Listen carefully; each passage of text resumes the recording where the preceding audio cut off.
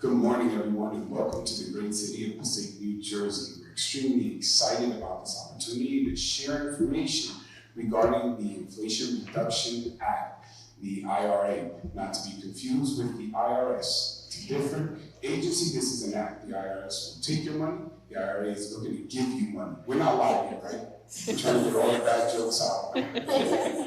I'm the mayor of the City of Passaic, and we are so excited to have with us the Department of U.S. Treasury, along with representatives from our governor's office. And we're going to have this presentation for government agencies as well as tax-exempt organizations. In the crowd, we have representatives from these different groups, and I just want to take this opportunity to make a few acknowledgments. Obviously, I am the mayor of the City of Passaic.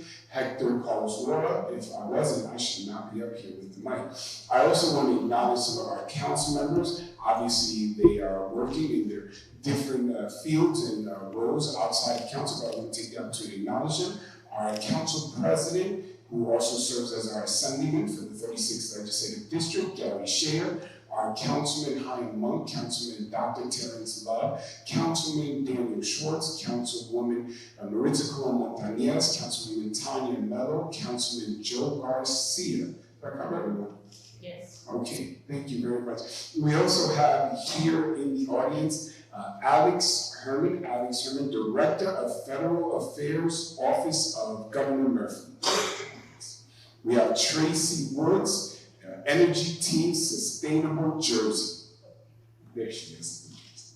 We have Dana Adelman, who is a policy analyst for the Governor's Office and Climate Action. Did I get that right? Okay.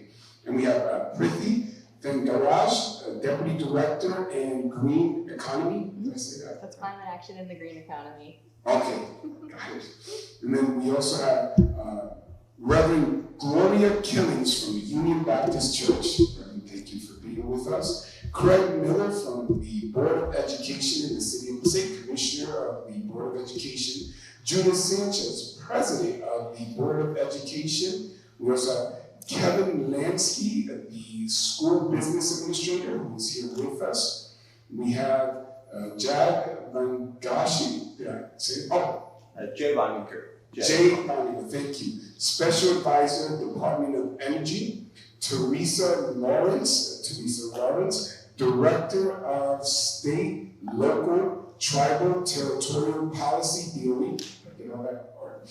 And then Patricia Abdi Morales, Board of Education Commissioner here in the City of Passaic. And obviously, all of you who are present are extremely important, and we're very grateful that you have come to participate. Just a brief explanation of the Inflation Reduction Act, or the IRA. It's a U.S. federal law aimed at reducing inflation with a significant focus on energy and climate policies. The presentation will focus on investments in renewable energy, energy efficiency, clean transportation, and also it looks to encourage this through different clean energy tax incentives. Instead of tax credits, they will now be offering direct payment. They refer to as elective pay to tax-exempt entities and projects that include solar, wind, geothermal, and other renewable energy installation. Promoting this would be great for the city as it would better the quality of life for all of our residents. Some of the benefits for us would include reducing greenhouse gas emissions, attracting clean energy projects in the city, reducing energy costs for the city, and reducing pollution in our air and water. Our City of Passaic has already incorporated some of these clean initiatives, such as installing electric vehicle chargers, as well as having hybrids in our fleet of city vehicles. You can find this in our police department, in our health department, in different agencies that go out to the city. And of course, the direct benefit to tax-exempt organizations and government agencies in terms of the funding and the money that you can receive, not through tax credits, but rather direct payments. So we're extremely excited about this presentation. For those of you that are joining us live, we wanted to purposely make sure that you have access to the information. Some of you may be at work right now. Maybe you're at lunch enjoying something delicious while you're watching, but you may not be able to catch the entire presentation. Later on, when you get home, you'll be able to replay it. It's presently right now streaming on our page. We're going to share it at our City Hall page, at our YouTube channel, also at our public access cable channels, and we'll work on a translation to ensure that everybody has the opportunity to access this information. But again, I want to share my deep appreciation and gratitude to the representatives from the governor's office as well as our U.S. Department of Treasury. We are, the City of Passaic, the very first city in New Jersey to host this presentation. Now I'm going to fact check. Yes, David, are we good, David? David said maybe. It's a little too political. I made the statement first, and then I decided to go fact check. David, are we good? All right, I think we're pretty good. But we're very excited, and we know that this is going to be a presentation that's going to occur throughout the state of New Jersey, and we're hoping that everyone has an opportunity to watch this presentation. We believe that this is a remarkable and wonderful initiative that truly is going to help out in so many ways, not just funding, but again, I'll reiterate, in terms of our responsibility of being good stewards of this world, of our environment, and ensuring greater climate initiatives continue forward for the next generation. So with that said, I'm going to call up the representatives from the governor's office. Briefly, are you going to come up? Thank you. Thank you very much. Thank you.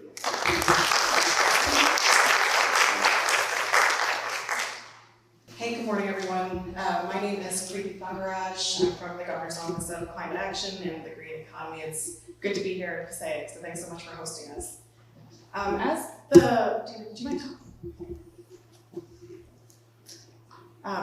As the mayor mentioned, the Inflation Reduction Act was signed a few years ago. I mean, this is the biggest piece of climate legislation since the Clean Air Act, and it's supposed to deliver on $330 billion of climate incentives for the entire country. If you could talk. I just want to kick off up front by saying anything here in this presentation is not tax advice, but we hope to clarify how you all can qualify for and claim the direct pay opportunity provided to us from the Inflation Reduction Act. Next slide, please. So I'm going to leave it to the experts in the room to tell you exactly what direct pay is. What I'll frame out in the beginning is that this is a huge opportunity for Passaic to leverage a lot of the funding in the Inflation Reduction Act for investments you are already making to clean the air and water and soil in your cities. Not only that, but this is a pretty direct financial benefit to the entities you run and also to your taxpayers, to your ratepayers, to the folks, to everyone in Passaic. Next slide, Dean.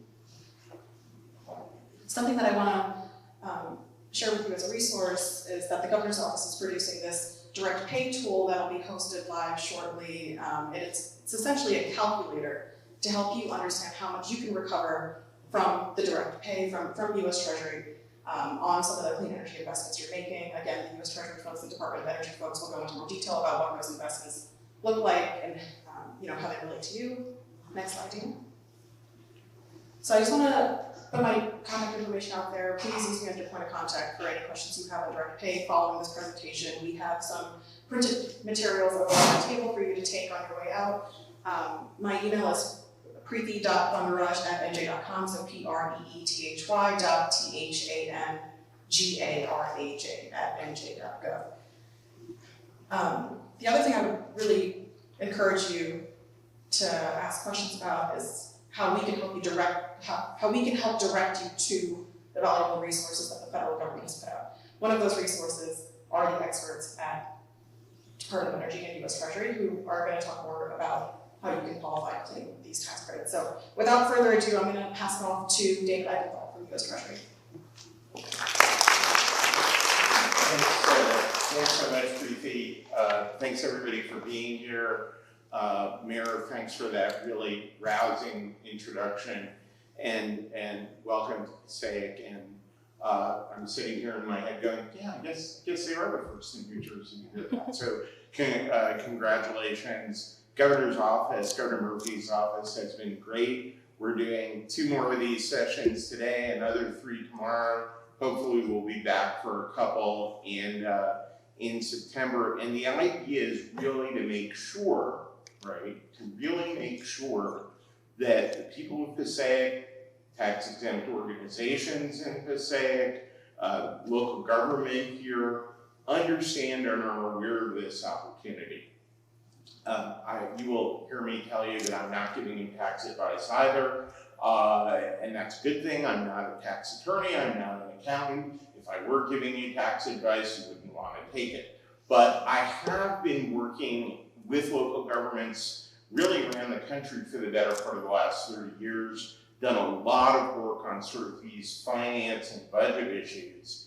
And what I can tell you is this is really one of the most innovative tools that the federal government has given the state governments, local government, nonprofits from a financing perspective in my time working with local governments. So that what you'll hear me talk about today, sort of to start, is if you are a nonprofit or a local government entity that has buildings and you think about how to power them or heat them or cool them, and you have vehicles, there is something really big in direct pay, in elective pay for all of you. And particularly, as the mayor said, if you're thinking about how can we be better stewards of the planet, of climate, then there's really something in direct and elective pay for you. So already on the first slide, so we can go to the first slide. I think the Prefect said this, the mayor said this. The Inflation Reduction Act is the largest investment in clean energy in US history. It's probably the largest investment in clean energy in the history of the world. And the reason that I'm here from the Department of Treasury is because most of that investment is coming through the form of these tax provisions that are part of the Inflation Reduction Act.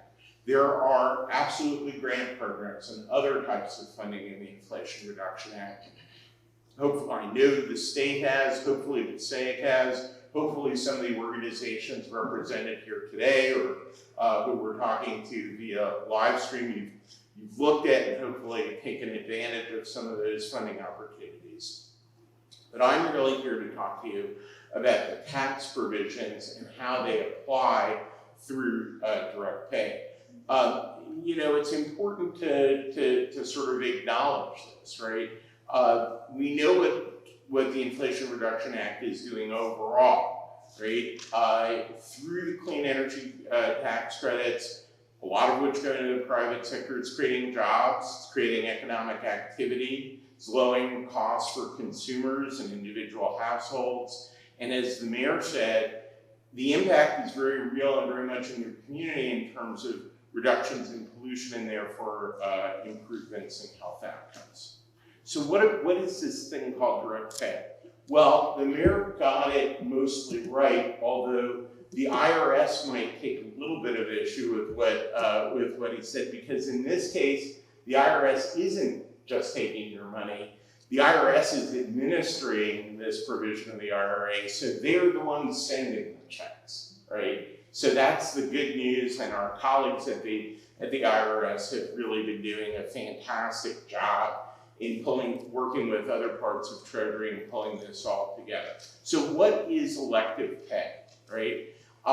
The best way to think of it is that if you look at there are 20 or so different tax provisions in the Inflation Reduction Act, right?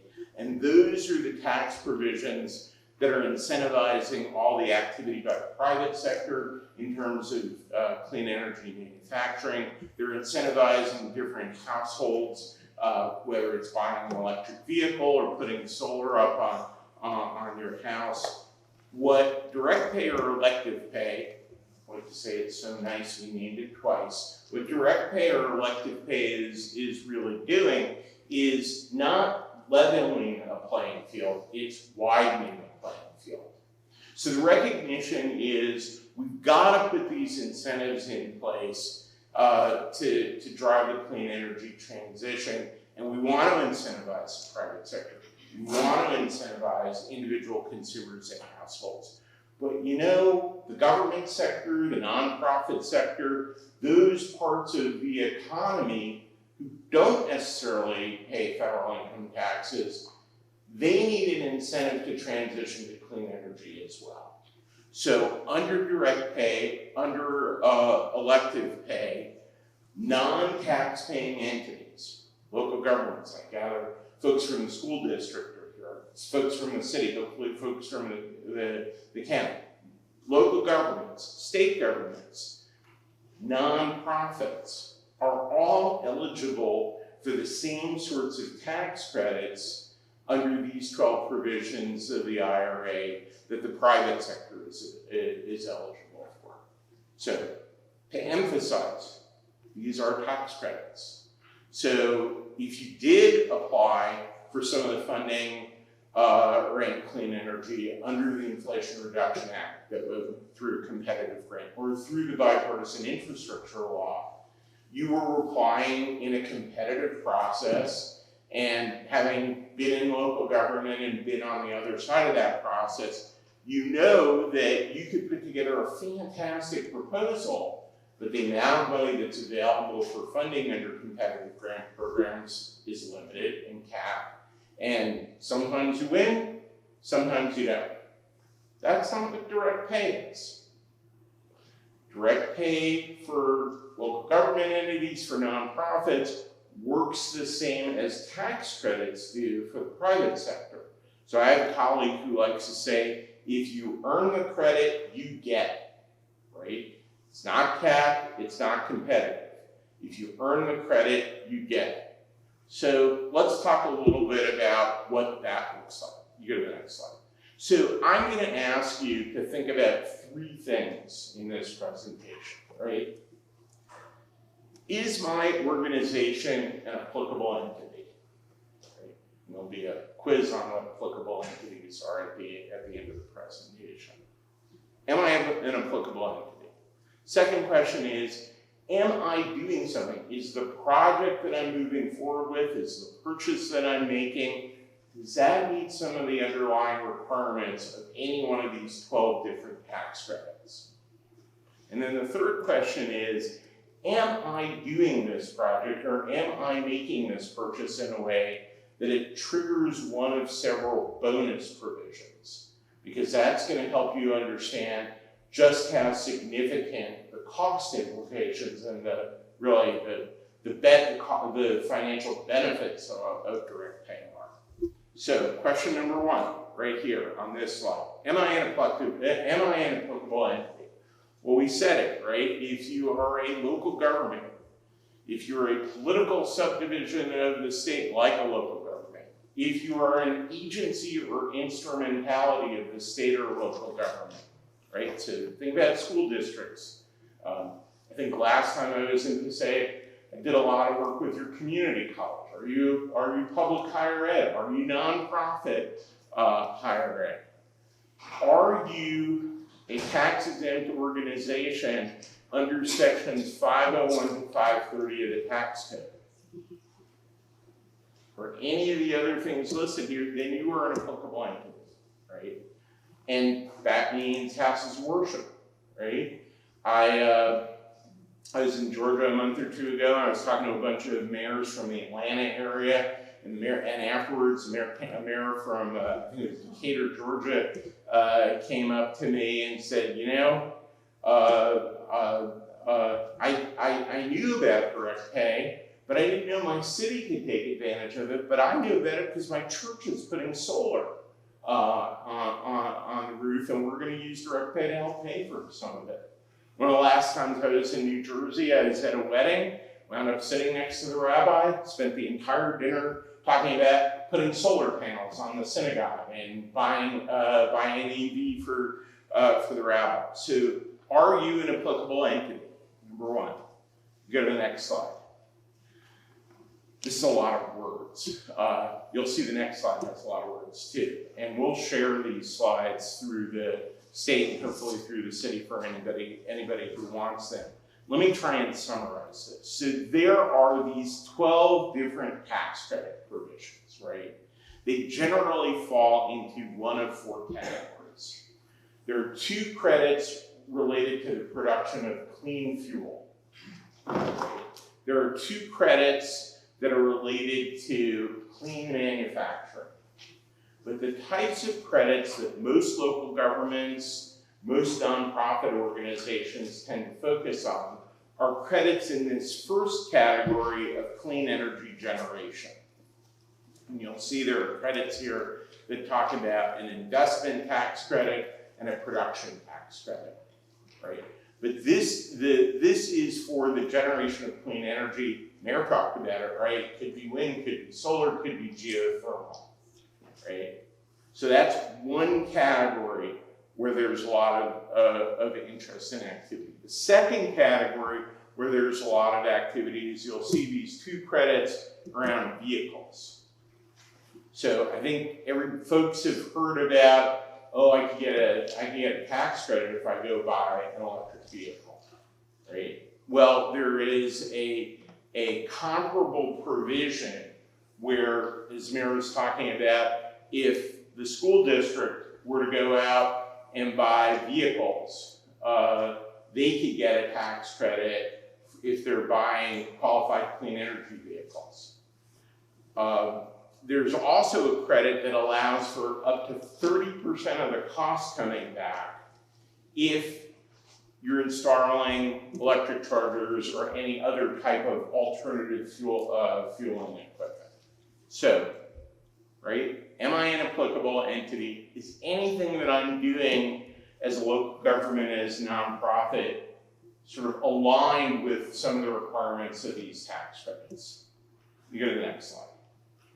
Third question, does it trigger any of the bonus requirements? Because you'll see in a second that these bonus requirements can really drive the amount of money that your applicable entity would get back as part of direct pay.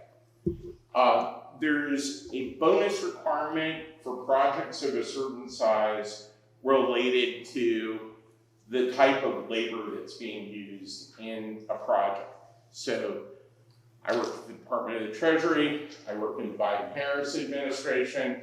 President Biden has said that he's the most pro-union president ever, right? Because we think that the Inflation Reduction Act is both a really good means of moving forward with the clean energy transition. It's also a good way to create good jobs.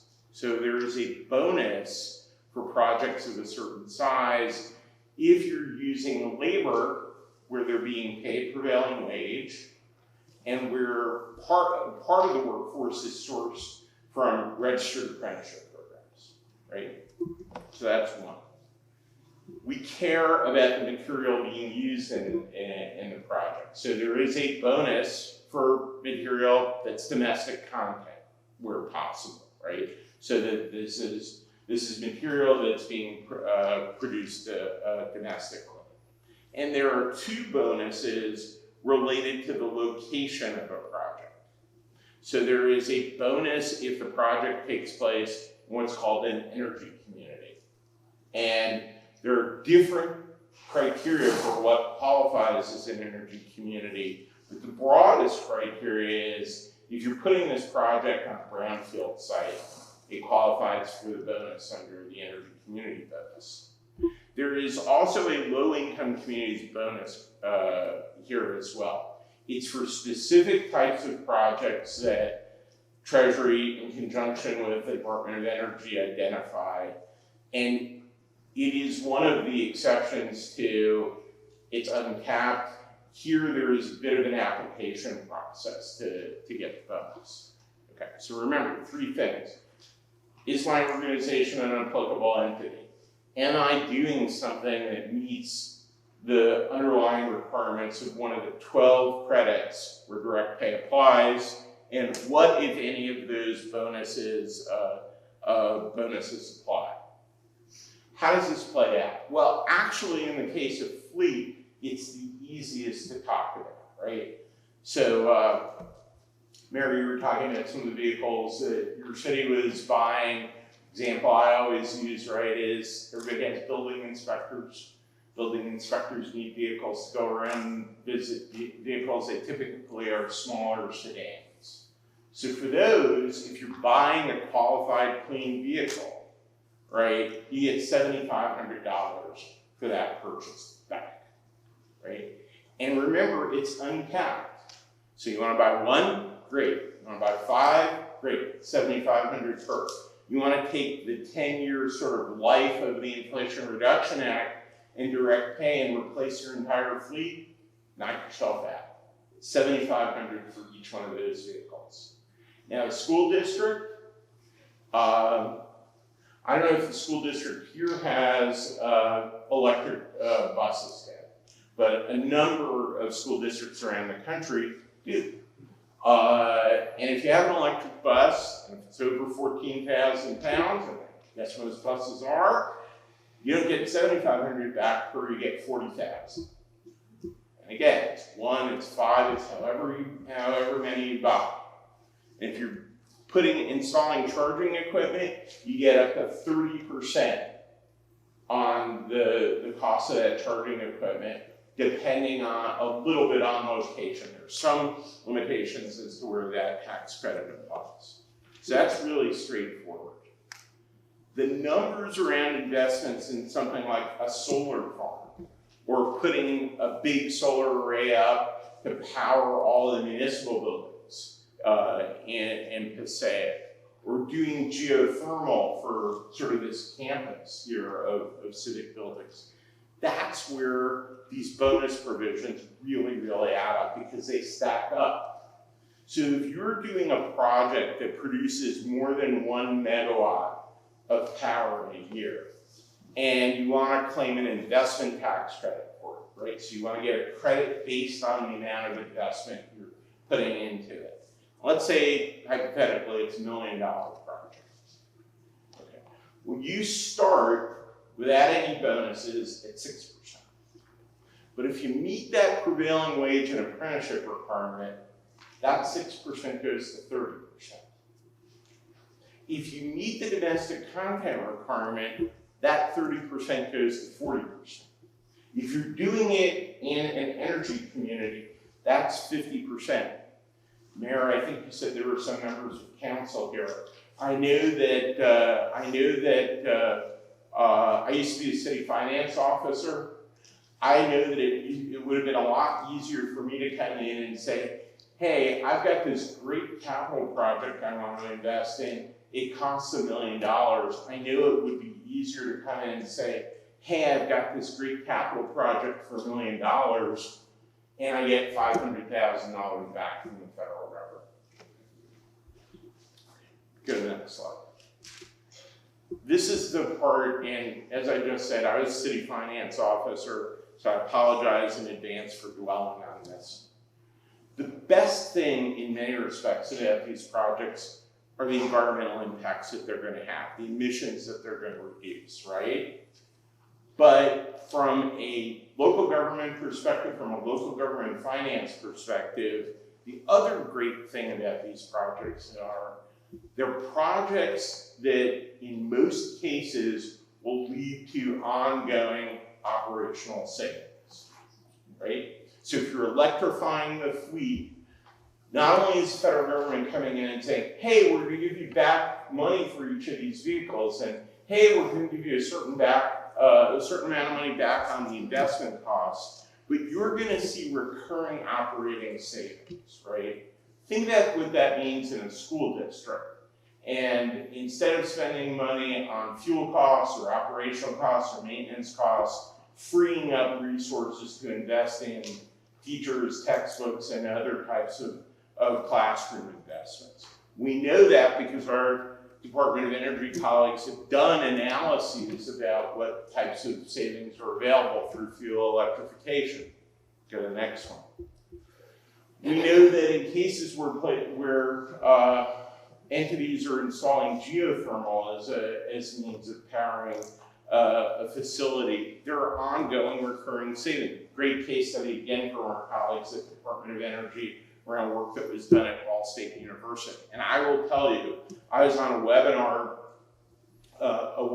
last week with higher education from Massachusetts, where Smith College talked about the fact that they were investing $210 million in a big geothermal project, and they expected that they were going to get back at least 25% of that cost because of their investment. Go to the next one. And we see what's going on in savings around, in cities around the country are these investments in rooftop solar and other types of solar facilities, where again, the local government is saying, we're gonna use direct pay to pay for this, but more than that, we're also gonna see ongoing operational savings as a result of it. Go to the next one. So for folks in the government space, we have spent a lot of time in the last couple of years with bipartisan infrastructure law, with the American Rescue Plan, talking about blending and grading resources. Can I use this grant program with that grant program? And the answer in the case of direct pay is you could blend and grade, right? There's nothing in the tax code that precludes it. And what that means is that if you've got a $100,000 project and you get a $70,000 grant for that project, but it's a project that would qualify for an investment tax credit of 30%, the 30% is on that base of $100,000. So all of a sudden, that $100,000 project, Mayor, this is even better than 50%, right? All of a sudden, that $100,000 project, you get $70,000 in the grant, and you go back and say, okay, and now we're going to file for direct pay and get the other $30,000 through the investment tax credit.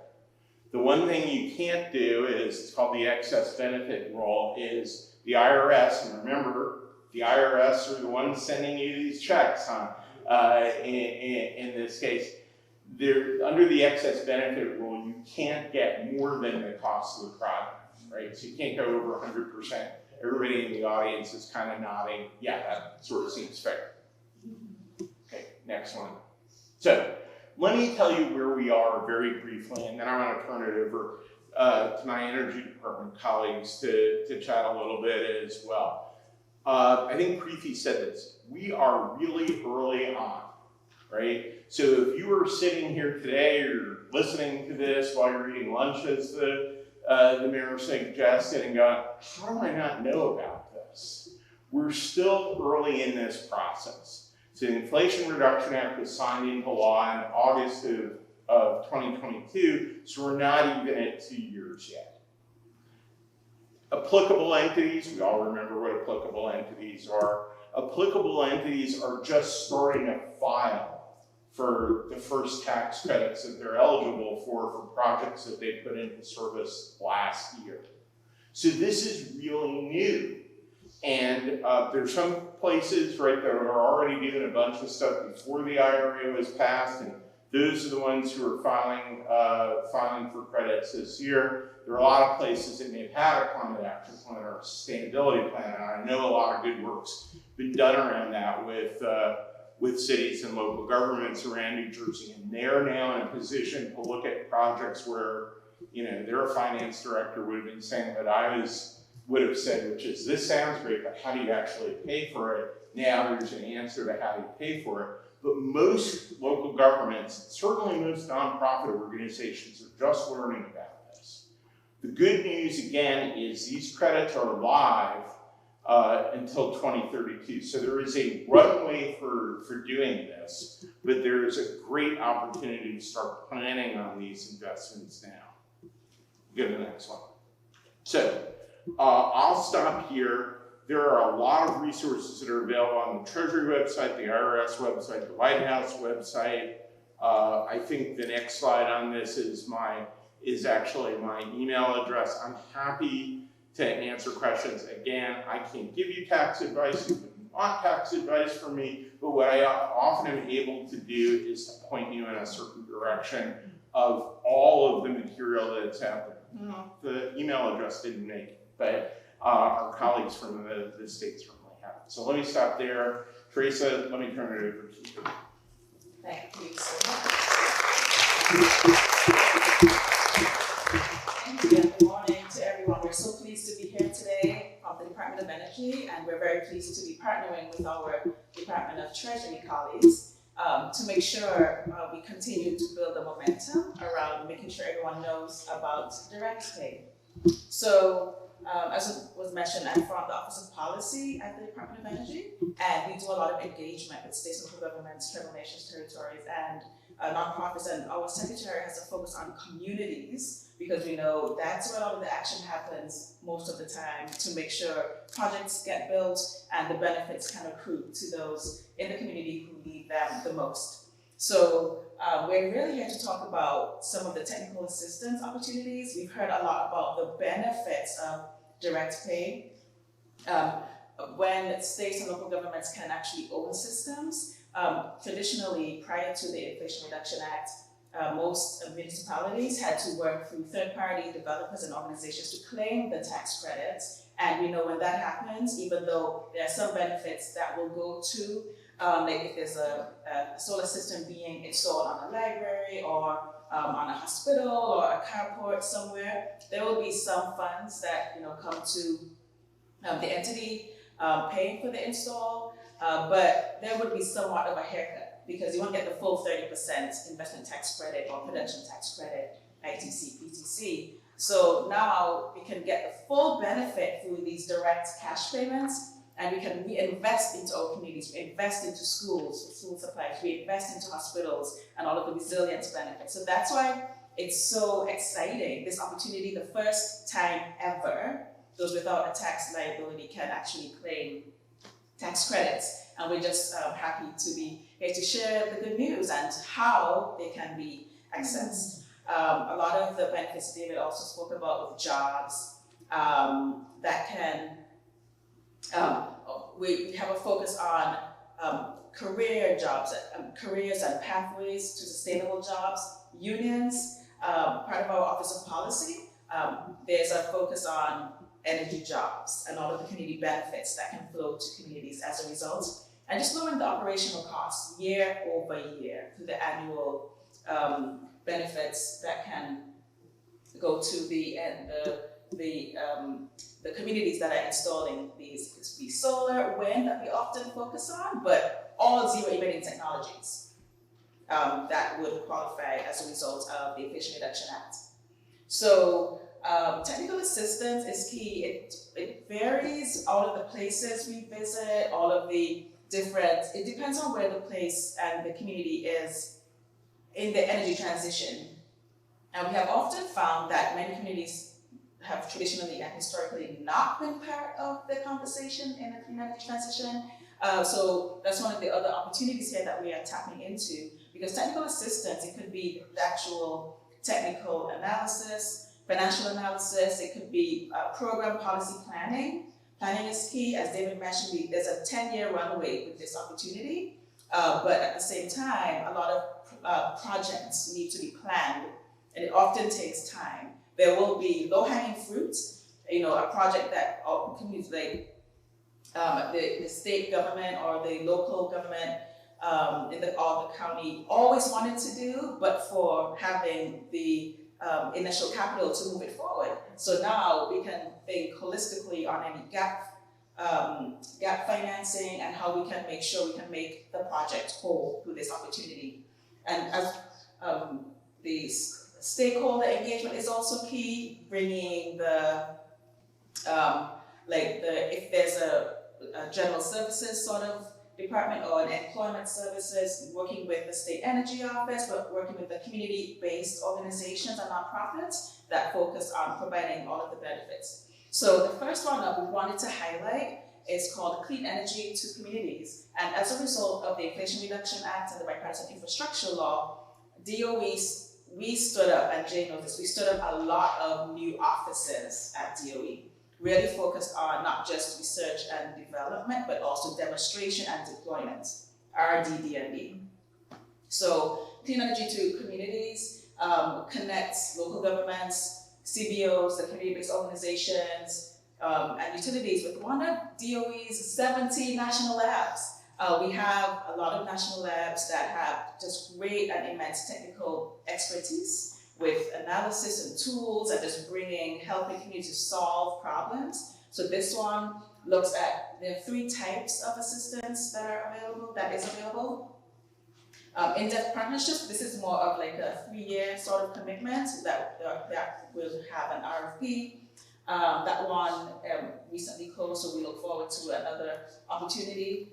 And then we also have peer learning cohorts, more like a 6-month type of engagement. So today we want to focus on the third one, which is expert match. This is short-term assistance where a community is looking to solve a local energy challenge to really help to accomplish a project. This is 40 to 60 hours of expert assistance with one of the national labs. And this will really help. There's an ongoing application, it's on a rolling basis, so it hasn't closed. It's a very easy application form, just to describe the problem you're trying to solve so you can get matched up. And when you're thinking through the projects that would be applicable for direct pay, this is a good avenue to seek out as well. And then some of you may have heard about EECBG, Energy Efficiency and Conservation Block Grant. This comes through our Office of State and Community Energy Programs. The C2C program came through our Energy Efficiency and Renewable Energy Office.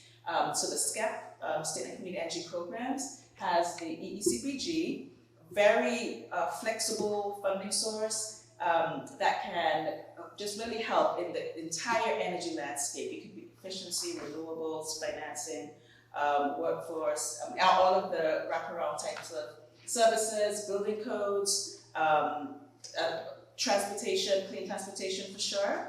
So, a wide range of activities. And one of the things that this program, along with like C2C, because we know all of the communities are different and they have different needs and interests and challenges and different opportunities and different ambitions. So that's why we need to make sure that we have tailored technical assistance to really help the communities have the community-led innovation to get the community-driven solutions. So this is where cohorts come into play, peer learning, peer networks, different cohorts, documents and templates are often very helpful as communities get started, state and local governments, nonprofits, thinking about all of the possible projects. How can they actually accomplish these projects? So EECBG has a blueprint section with 13 discrete program areas in all of the energy areas that we just mentioned, with how-to guides and just different things like keys to success and some of the best practices. You can just join with one of the cohorts, and the link, if it hasn't come through all the way, when you get the presentation, you'll see exactly where to go, where to sign up, how to just participate in similarly situated local governments and nonprofits and communities, like just how it all comes together in these types of collaboratives. So that is another very good funding opportunity that's available to states, local governments, tribal nations, territories. And then for the next slide, so a couple more, I know it, watching the time. So SCP is one of the legacy programs that really got a boost of funding through the bipartisan infrastructure law. So definitely focusing on how we can implement programs to not only save energy, save money, save on costs, but also help with jobs, also help with economic development, and make sure we're providing education. We don't just want to go in like with audits and not explain why we're doing what we're doing. So this includes critical technical assistance as part of the SEP program. So that's another grant that comes through its formula.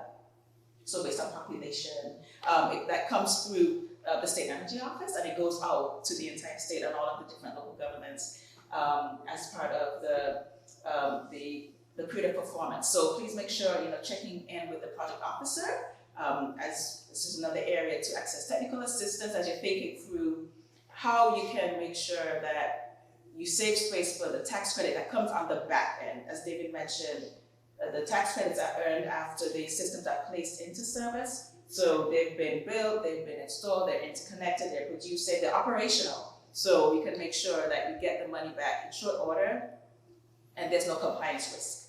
And then lastly, well, second to last, State and Local Solutions Center, all of the cool maps and apps and portals and databases and different resources that comes through here. Once you click on the link, there is, you will see a lot of the resources that we have, and we update them over time to get all of the recent data and everything that you need when you're working with the broader community to make sure the projects make sense.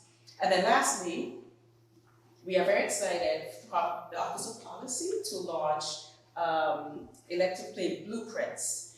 This is a quick turn because we know time is of the essence. Yeah, we do have a runway, but it's never too soon to start the planning effort. So it was just announced early this month that it's closing in a month. Now this is for organizations that have historically, they provide technical assistance, they provide to communities, they're authorized to provide tax, they have that tax expertise.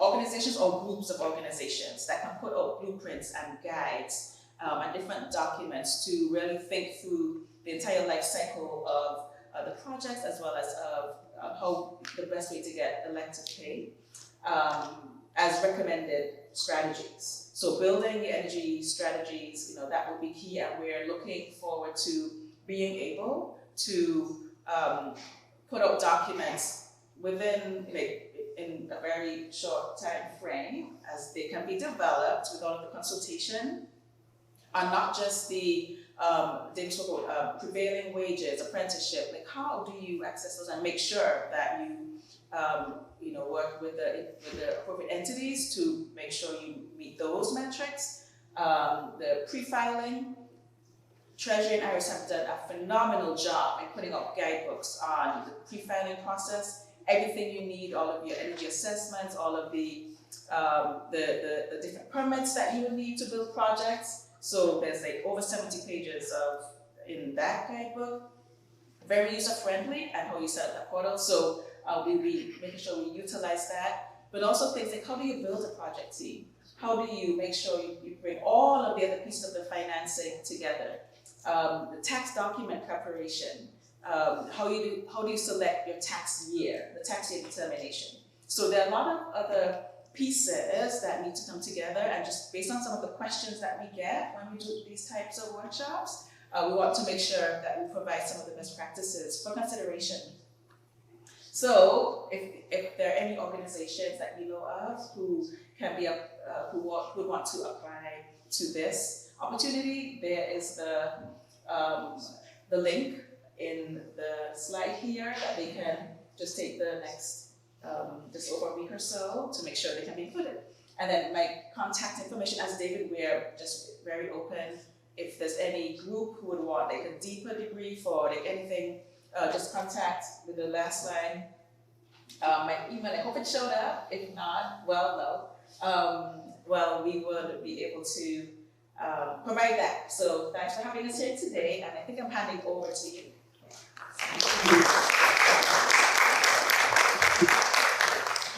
Thank you. My name is Tracy Woods. I'm from Sustainable Jersey. And I just want to thank the City of Passaic for having us be part of this event today, and also thank our friends at the Department of Energy and the Governor's Office for inviting us as well.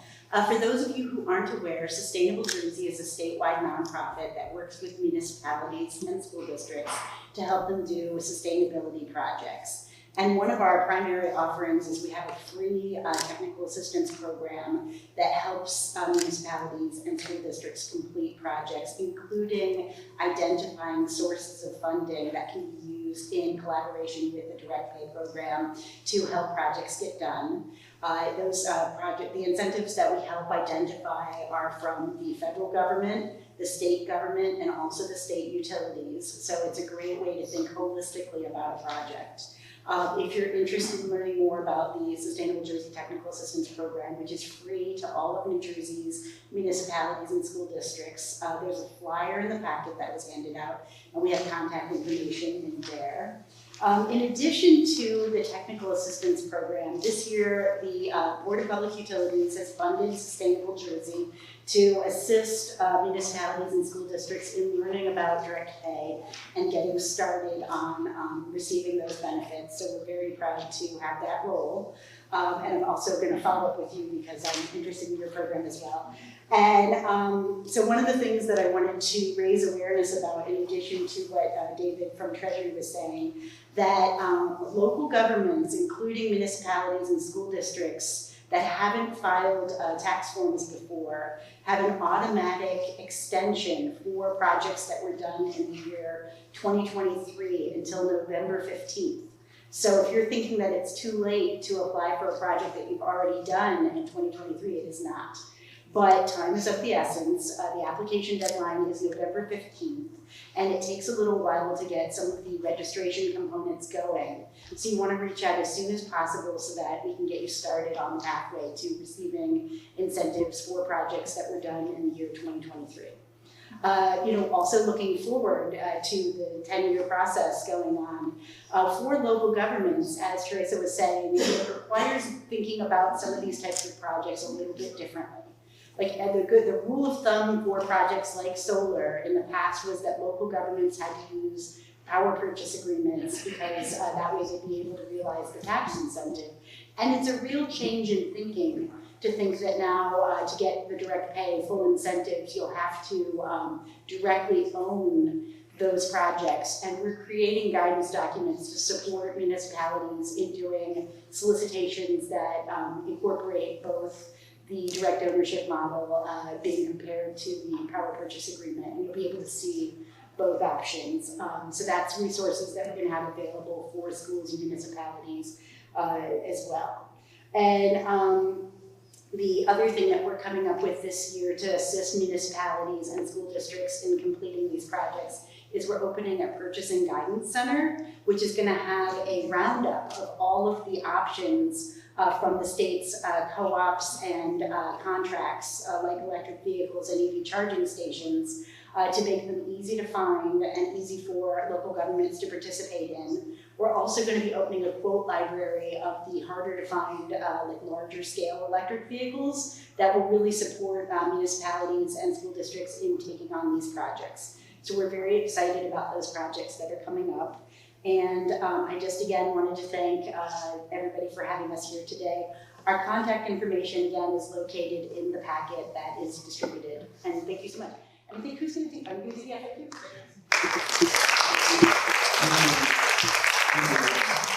Such great and wonderful information.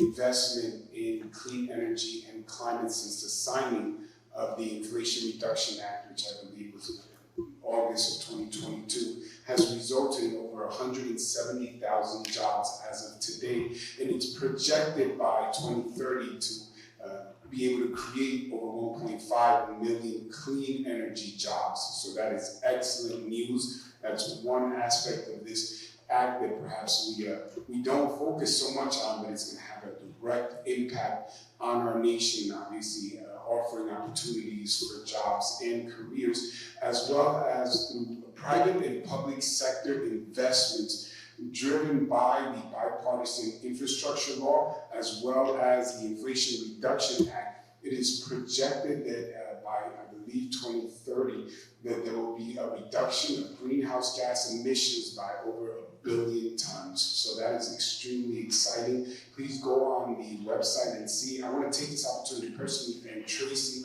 David, Jay, Teresa, Brittany, Dana, and Carolyn, and Alex. Thank you all for being here with us. This is so beneficial to us. And if you would allow, for those who are joining us, and we know there are many online who speak Spanish, I'm going to try my best to do a brief explanation of what this is in Spanish. I'm going to read it and preface this by saying, I was born and raised here. Sometimes I miss a few words, but I'm getting so much better because you guys are so generously critical when I mess up a word online, so you let me know. But you feel it? I get the same thing. I get told you have to fix it. I'm going to try to beat this out. La Ley de Reducción de la Inflación, o IRA, una ley federal de los Estados Unidos destinada a reducir la inflación con un enfoque significativo en las políticas energéticas y climáticas. La presentación se centra en la inversión en energía renovable, eficiencia energética y transporte limpio, y quieren fundamental, esto a través de diferentes incentivos fiscales para la energía limpia. En lugar de créditos fiscales, ahora ofrecerán un pago directo al que se refiere como pago electivo a las entidades exigentes de impuestos o sin fin de lucros con proyectos que incluyen instalaciones de energía solar, eológica, geotérmica y otras energías renovables. Promover esto sería excelente para la ciudad, ya que mejorará o va a mejorar la calidad de vida de nuestros residentes. Algunos de los beneficios para nosotros incluirán la reducción de las emisiones de gases de efecto invernadero, la atracción de proyectos de energía limpia en la ciudad, la reducción de los costos de energía para la ciudad y la reducción de la contaminación en nuestro aire y agua. The reduction of contamination on land and our water, especially considering the Passaic River cleanup presentation that we recently did here in the city, where we have residents come from different counties, all the way from Up County, Passaic County, through Essex County, through Bergen County, I think is extremely significant. And I'm just going to pause to ask Commissioner Morales, how's the Spanish so far, okay? Not too many errors? Thank you, she'll let me know. Right, la ciudad ya ha incorporado iniciativas limpias como la instalación de cargadores para vehículos electrónicos o eléctricos, así como la incorporación de vehículos híbridos en nuestra flota de vehículos de la ciudad. What did I say wrong, Judy? I said I like that word, híbridos. Oh, okay, I'm trying. Some of the technical words are always easy. Le quiero compartir la razón que quería traducir es porque entendemos que hay muchas organizaciones adentro de la ciudad de Passaic que son organizaciones sin fin de lucros, organizaciones de fe, organizaciones que ayudan a la comunidad y estos beneficios serían grandes. Nosotros podemos facilitar el proceso si vienen aquí al ayuntamiento por sus aplicaciones. Otra vez, esta presentación no son consejos en tema de sus impuestos o cómo aplicar, pero te querían compartir la información, educar al pueblo sobre estos beneficios que van a ayudar a mejorar la calidad de vida adentro de la ciudad de Passaic y especialmente ayudando a todos como una comunidad, colaborando para asegurar un mejor futuro en el tema de la naturaleza, protegiéndolo para la próxima generación. I want to thank everyone once again who did the presentation, who are here with us to set up the governor's office. I believe all of the agencies, Sustainable Jersey and all of the energy agencies that are with us, the U.S. Department of Treasury. I know most especially I was excited about the bonus opportunities with grants. I saw Joyce Hunt, our Director of Community Development, eyebrows go up because it's great to be able to share, especially as we have so many projects regarding affordable housing development in the city, that those who are looking to provide additional, maybe we'll consider amenities, for residents coming in, like electrical chargers for vehicles or maybe utilize solar panels, that they can not only receive money to incentivize them to build affordable housing, but also to be responsible in terms of protecting our environment and receive some additional funding. I have a feeling that for some of the developers, that additional funding might be a great incentive, but I think everyone wants to take a responsible approach because it's a world that we all have to share. I want to take this opportunity again in closing to thank obviously the U.S. Department of Treasury, our President Biden. This is a historic act that has created jobs, that has created greater investment, that is responsible in terms of the environment. And here in the city of Passaic, we're so proud to be the very first city in the state of New Jersey to host this presentation. I know all the other cities that see online are going to be jealous and say, do it here.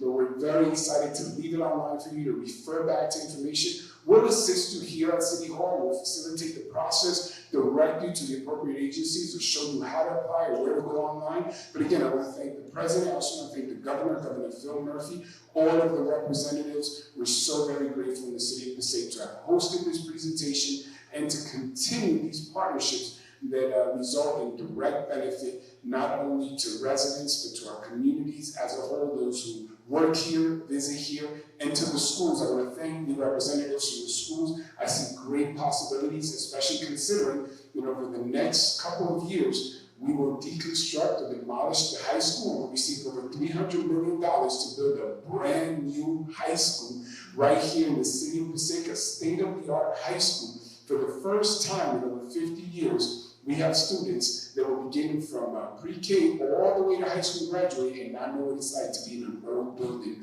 because of historic investments, but considering some of the opportunities for transportation, for some of the buildings, and how many of our teachers, our educators, and school staffs are using electric vehicles, we see a lot of potential. We want to thank you so very much. I'm the mayor of the City of Passaic, Hector Lora. Thank you guys for joining us.